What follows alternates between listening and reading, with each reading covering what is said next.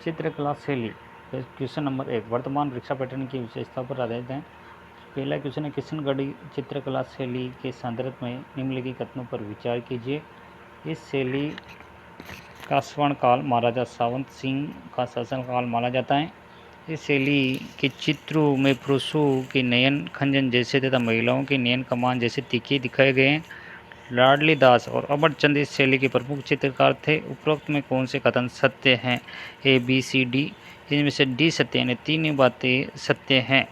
जो जिसका आजकल के जो बनी ठनी पूछकर शैली अन्य चित्रकारों की शारीरिक विशेषताओं, आँखों की बनट, गहराई के प्रश्न बनते हैं। दूसरा है हस्तशिल्प। वर्तमान परीक्षा पैटर्न के नए जिलों की गठन के अनुसार पूछ रहे हैं। नए प्रशासनिक पुनर्गठन के बाद हस्तशिल्प उनके प्रसिद्ध केंद्रों के संबंध में लिंग को सम्मिलित कीजिए। हस्तशिल्प आर्ट और प्रसिद्ध केंद्र, ये अजरक प्रिंट, मलेर प्रिंट कहाँ है? सोनेरी टेराकोटा कहाँ है? पटौदा लुगड़े कहाँ है? झाजम प्रिंट कहाँ है? तो बालोतरा, सांचौर, बीकानेर, चित्तौड़गढ़। तो आंसर होगा ए में फर्स्ट है अजरक प्रिंट, मलेर प्रिंट है बालोतरा।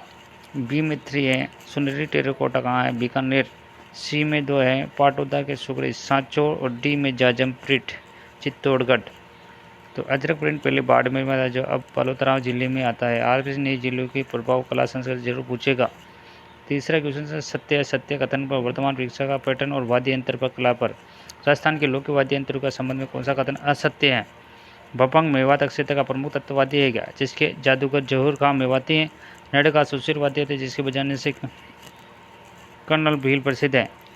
कामाचे का उन्नत वाद्य यंत्र है, जिसका प्रयोग मुख्य रूप से मांगणियार जाति द्वारा कराए जाते हैं। अलगोचा राजस्थान का राज्य वाद्य यंत्र है, जो बांसुरी जोड़कर बनाया जाता है। तो आंसर होगा सी, सत्य कथन के। कामाचा अवनत चमड़े का नहीं बल्कि तत्वाद्य यंत्र है। वाद्य यंत्रों के प्रकार सुशीर, अवनत घन होते हैं।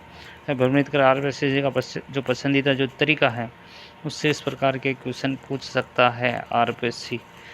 क्वेश्चन नंबर जो 4 है आने वाला है, वो कथन और कारण क्या है।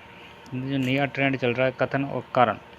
राजस्थान में कथन बोल रहा है, राजस्थान में कालबेलिया नृत्य वर्ष 2010 में यूनेस्को के अमूर्त सांस्कृतिक विरासत की सूची में शामिल किया गया था क्या? तो इसका कारण, इस नृत्य के केवल पुरुष कलाकार ही भाग लेते हैं, महिलाएं केवल वाद्य यंत्र बजाती हैं। तो इस जो सही विकल्प चुनिए, ए आर, और दोनों से सही कौन सा है? तो इसमें सी होगा। ए तो सही है, लेकिन आर गलत है। इस नृत्य केवल पुरुष कलाकार ही भाग लेते हैं, महिलाएं केवल वाद्य यंत्र बजाती है, ये गलत बात है। विश्लेषण, कालबेलिया नृत्य मुख्य रूप से महिलाएं द्वारा किया जाता है। कालबेलिया नृत्य किसी के जाता है? नृत्य मुख्य रूप से महिलाओं द्वारा जाता है, और वाद्य यंत्र का प्रयोग पुरुष केवल पुंगी और खंजरी वाद्य यंत्र बजाते हैं। कारण बल्कि उल्टा लिखा गया है इसमें। क्वेश्चन नंबर जो 5 है, त्योहारों के आधार वर्तमान परीक्षा पैटर्न की तिथियों के क्रमानुसार इनमें हिंदू त्योहारों के वर्ष के प्रारंभ में अंत में, यानी चैत्र और फाल्गुन के अनुसार कालों में व्यवस्थित कीजिए। भाई कजली कब आती है? तीज। गणगौर कब आती है? आखा तीज कब आती है? शरद पूर्णिमा कब आती है? तो गणगौर आती है चैत्र में, गणगौर के बाद में आखा तीज आती है तो बैसाख में, कजली आती है सावन में, और शरद पूर्णिमा आती है कार्तिक में। तो आंसर हो जाएगा इसका 2, फिर आका 3, पहला वाला ऑप्शन 1 और 4। तो विश्लेषण, जब गणगौर आती है चैत्र कृष्ण शुक्ल तृतीया को आती है, आका तीजा जब बैसाख की शुक्ल तृतीया को आता है, कजली तीज भाद्रपद की कृष्ण तृतीया को, शरद पूर्णिमा आश्विन पूर्णिमा को। क्वेश्चन नंबर 6, स्थापत्य कला वर्तमान परीक्षा पैटर्न की दुर्गों की बारीकियों के बारे में। चित्तौड़गढ़ दुर्ग के भीतर स्थित विजय स्तंभ के बारे में निम्नलिखित कथनों पर कौन सा सही नहीं है? तो इसका निर्माण महाराणा कुंभा ने मालव विजय के सार्वजनिक उपलक्ष्य में करवाया था। ये 9 मंजिला इमारत है, जिसकी तीसरी मंजिल 9 12 अल्लाह शब्द अरबी भाषा में लिखा है। इसका मुख्य वास्तुकार मंडन थे, जबकि जेता पेमा पूंजा इसके सहयोगी थे। इसे भारतीय मूर्तिकला का विश्व कोश भी कहा जाता है। तो विश्लेषण, विजय स्तंभ के मुख्य सूत्रधार वास्तुकार जेता, उनके तो नापा पेमा पूंजा थे। मंडल तो कुंभलगढ़ दुर्ग के वास्तुकार थे। आरपी से मिलते जुलते नामों में भ्रम पैदा करता है। हम बात करते हैं लोक देवता। वर्तमान परीक्षा पैटर्न में उपनाम सामाजिक कार्य। लोक देवता उन उपनाम विशेषताओं पर सम्मिलित कीजिए। बाबूजी, गोगाजी, कल्लाजी, राठौड़।